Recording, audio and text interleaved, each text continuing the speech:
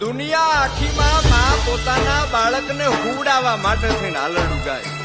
પણ એક આ ભારતની ધરતીમાં એવી માતા જન્મી ગઈ જીજાબાઈ કે જેણે પોતાના બાળકને હુડાવવા માટે નહીં પણ જગાડવા માટે હાલરડું ગાયું કે જાગ શિવા જાગ બાપ, તારા દેશને તારી જરૂર છે.